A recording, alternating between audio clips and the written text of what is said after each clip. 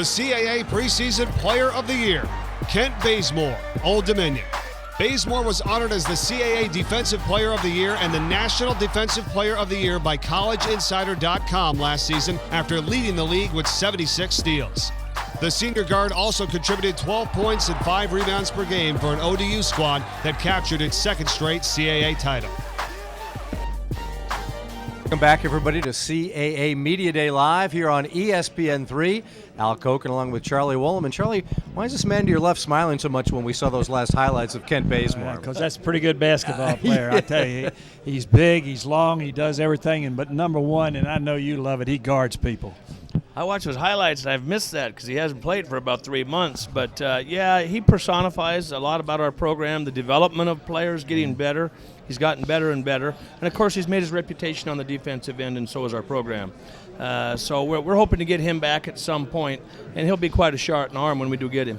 That program run, of course, by our guest Blaine Taylor, 10th season at Old Dominion. And when you look at the kind of excellence that you've kind of created, you've almost created your own monster. You know, you come off a 27-win season. You've averaged 24.7 wins over your last 7 seasons.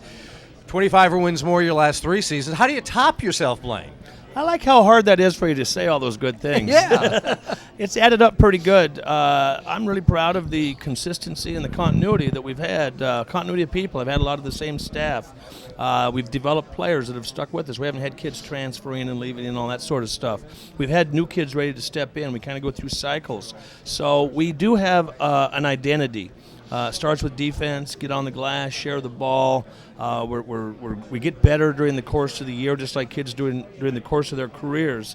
And so typically, come January, February, we'll be pretty good and we'll be fit for postseason play. And I expect this season we will improve from day one to the end as much as any team I've had, partly because of new players coming back, but partly because we've got kids in so many new roles, such a tough schedule, such a tough league. That's what we're going to have to do.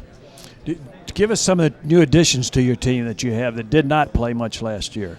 Well, some of the older kids that people would see somewhat in a new role, Markel Delancey will play a lot out front. It's a little bit of a new name, but he's been around. Yeah. Some of my guys are like little brothers that watch their big brothers. They were there. They saw it. They were a part of it, but some other guys kind of brought home the bacon, and now it's their turn. Trian Iliadis played for the Australian national team in China this year and played very well. Right. Chris Cooper will have to pick up the slack in the paint, where we've been awfully good over the years. Of course, Nick Wright will be a guy that will step forward. So those are some of the older guys, and then we got so many new faces. I don't even know their names yet myself. All these guys, I told them their goal was to have me send them to the scorer's table because none of them have ever been to the scorer's table yet. About half of them. Well, how about a new name like Delonte Hill? Well, you know, he's a local kid who ended up going to Clemson, and he would be the first kid I'd want to plug in for Bazemore, but we're going to have to wait about 7 games to get him. So he fits us in that he's a very slashing, defensive, nice physical presence, really a good kid, good student, kind of the fabric of our program. That's the kind of kid he is. And he's just going to be a sophomore, so I'm thrilled that we're going to have him at a late date and have him for 3 more years. Well, I tell you what, you're not taking it easy on your kids with your early schedule. It is as hard as usual. Yeah, I don't. People say, "Geez, you got another really hard schedule," and I kind of look at them, and we just do that, and I don't really think about that. Last year we had the 12th, 13th toughest schedule in the country, and it paid dividends. We typically are in position for at-large berths if we get good, and so that's the kind of schedule we want to have with the constant center and the crowds that we have. We need to have those kind of people come in, like Missouri coming in and seeing us this year. You know, we've been talking to a lot of the coaches and talking about the buzz that the conference has created.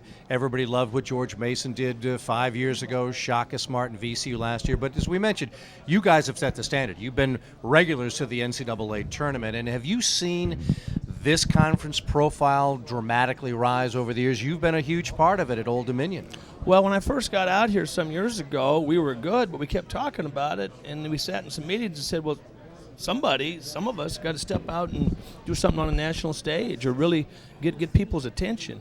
That year we ended up winning 28 games. Right after that, Mason goes to the Final Four. VCU beats Duke the next year, and so we've had numerous teams, not just one, step forward and really help make a name for our league. And if you look at more bids than we've ever had last year, more teams in postseason play, I'm proud to say we've done our part, and I'm proud of what some of the other teams have done. I say this with all the respect in the world. If you look at the 2 Final Four teams we had, from our league.